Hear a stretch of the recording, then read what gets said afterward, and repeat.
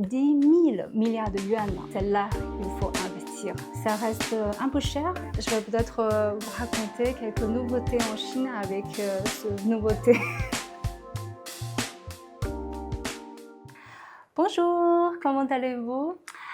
Aujourd'hui, je vais déguster un thé au parfum de magnolia, un thé du genre tout à fait nouveau.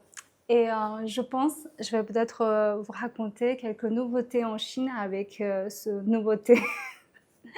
Je fais une blague avec le nouveau thé. Bon, commençons par ce secteur qui s'appelle l'intelligence artificielle plus. Voilà, je vous donne un exemple. Vous restez dans un hôtel en Chine et vous demandez un bouteille d'eau et quelques minutes plus tard, le téléphone va sonner dans votre chambre et vous allez entendre une voix tout à fait mignonne, robotique en disant que « Tiens, votre bouteille est délivrée jusqu'à votre porte » et vous ouvrez la porte et vous allez trouver un robot tout à fait mignon avec votre bouteille et il va vous dire « Je suis heureuse de rendre service pour vous ». C'est vraiment tout à fait mignon. Là, c'est vraiment l'application de l'intelligence artificielle dans la vie quotidienne, dans l'industrie et ça ouvre vraiment des opportunités intéressantes. Par exemple, je connais un Français qui fait des robots, entre guillemets, entraîneurs de chiens. C'est un robot qui va s'occuper de votre chien quand vous êtes absent. C'est chouette, non?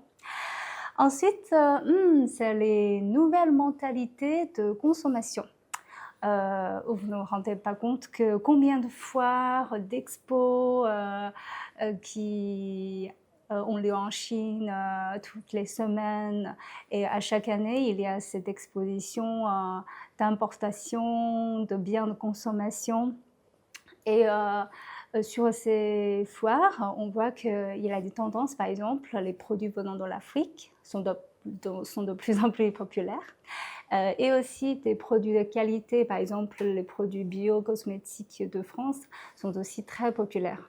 Cela montre un peu la capacité le pouvoir d'achat des Chinois qui sont maintenant à la hauteur d'acheter des choses vraiment nouvelles. En plus, ils sont très curieux, ils veulent découvrir les choses de bonne qualité, de nouveau.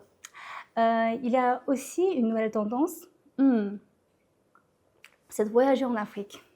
Vous allez trouver des circuits pour les jeunes, les personnes âgées et encore des enfants. Voilà, il y a un professeur qui vont les amener en Afrique pour découvrir le continent. C'est vraiment fascinant. Ça reste un peu cher, mais très très à la mode. Et le troisième, c'est un secteur qui vont dépasser le 10 000 milliards de yuan en 2026. Et peut-être vous n'allez pas deviner, c'est le secteur qui s'appelle l'économie de cheveux argentés. Et c'est le soin pour les personnes âgées en fait. Et c'est comme soudain les parents de la génération qui sont les parents de cette génération enfants uniques ont besoin de soins et que la demande est énorme.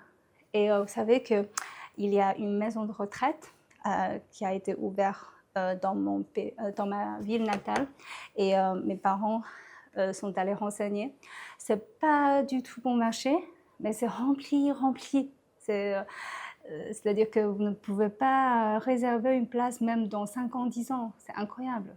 Si vous avez de l'argent et vous voulez investir, c'est là qu'il faut investir parce que vraiment il y a des opportunités de l'or.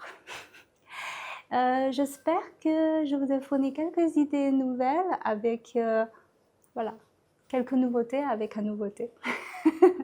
Et prenez bien soin de vous au changement de saison. Et à très bientôt.